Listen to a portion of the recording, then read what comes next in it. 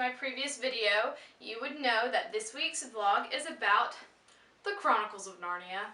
Love the Chronicles of Narnia. So amazing. Every child should read them. My dad and I read through the entire series together, so that was so fun. We went and saw the movies together.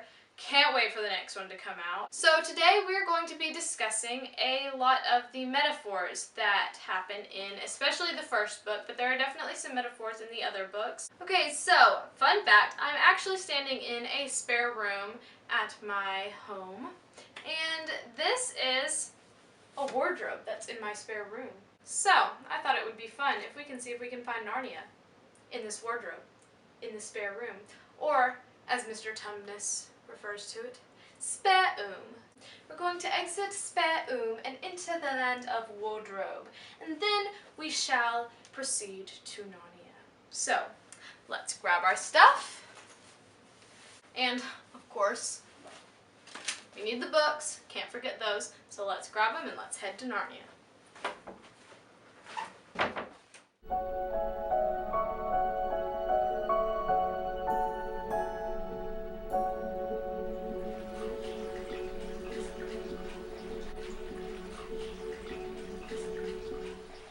Okay, so I made it to Narnia. Yeah!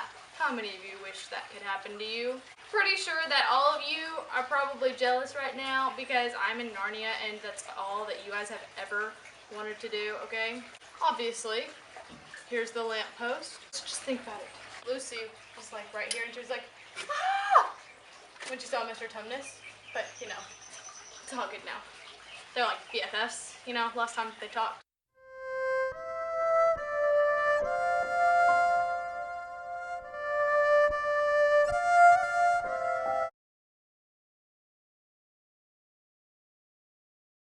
Alright, so we are going to talk about book number one. Book number one, The Lion, the Witch, and the Wardrobe. If you have not heard of it, then I'm sorry, because it is amazing and you should go read it right now because it's fantastic. C.S. Lewis wrote it. Fantastic author. You should read some of his books sometime. They're amazing. The first thing we're going to talk about today is their entrance. They are playing hide and seek and Lucy stumbles upon Narnia. So I guess that would be kind of representative of childlike faith, considering Lucy is the youngest of the four kids, and she is the one who discovers Narnia in the first place. The others are pretty skeptical about it, and they really aren't sure if they believe her. But after they are sort of, I guess, chased into the wardrobe by Miss Macready to avoid getting in trouble, they stumble upon Narnia, which was amazing to them because they did not believe Lucy at first, and they were just in awe. But what they didn't know is that Edmund had already found Narnia, but had rejected Aslan for the White Witch. The White Witch kind of tempts him with Turkish delight, which in the book it talks about the Turkish delight being enchanted, so it drew him to the White Witch. So that's kind of symbolic of the devil. He tempts us and draws us to him with the ways of the world because they all seem so enticing.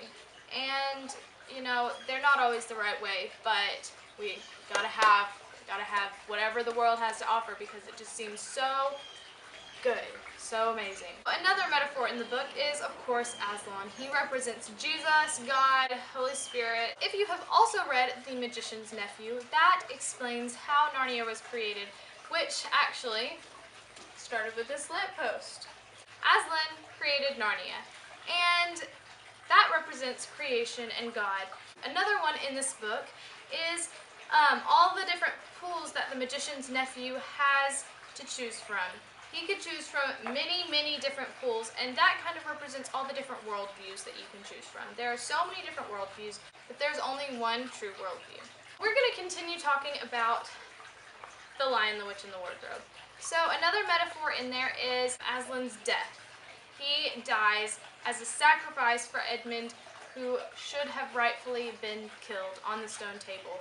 But what the White Witch didn't know is that if you kill innocent blood on the stone table as a sacrifice for somebody else, the dark magic will be reversed and that person will rise again after the stone table cracks. So the stone table cracking is symbolic of the veil ripping in the Bible.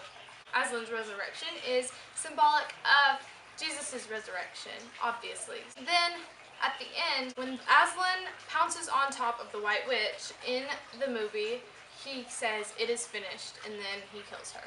So that is symbolic of Jesus on the cross when he said, "It is finished," and then he died. Another metaphor in there would be after Aslan resurrected, he went into the White Witch's castle and breathed the breath of life into each and every one of the stone creatures, which had been turned to stone by the White Witch. So that represents when Jesus went down to hell or Sheol and brought back the people who needed to be in heaven. Prince Caspian, a lot of people find it difficult to find metaphors in this book, but one of the major metaphors in this book is the metaphor that, we just really need to learn how to trust in God and that he will always, always come to our rescue. Because if you remember, Prince Caspian is being chased by Narnians, which he thought were extinct. But he has in his hands Susan's horn.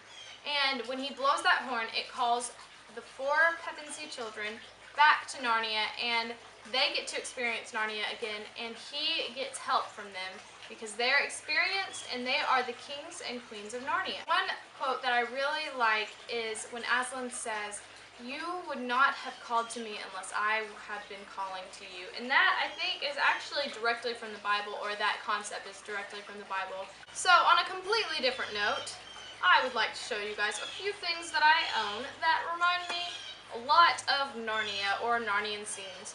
So to start off, this obviously isn't Susan's bow or Susan's arrows, but, close enough. My brother actually gave it to me because it used to be his, and then he got a cooler bow, so he was like, "Yo, you can have mine that's not really very good." These are actually arrows that I got in Africa. I'm not going to shoot them because I do not want them to break, because obviously I can't get replacements.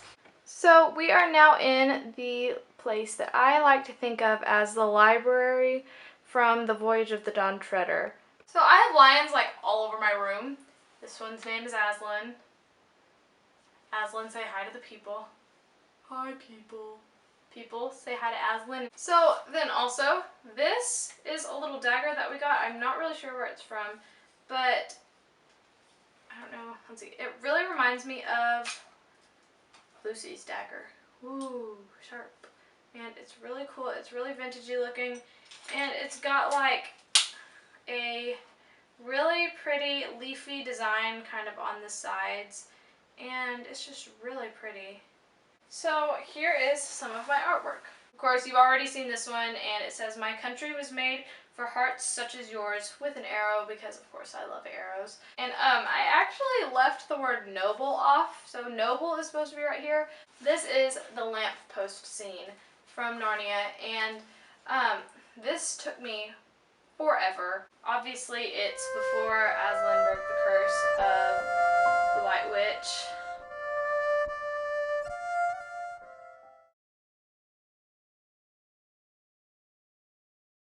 Last but certainly not least, Reepicheep. He is one of the most noble characters in the books, even though he is a tiny mouse. This quote says, "We have nothing if not belief," and that quote just kind of hits me right in the feels.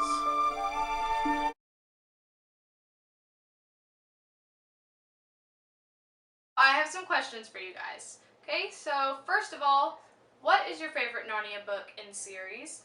Second of all, which movie is your favorite so far? Third of all, what is your favorite quote from the Narnia series? And fourth, who is your favorite character? So if you guys could answer these questions in the comments below, that would be awesome. I would really like to hear your guys'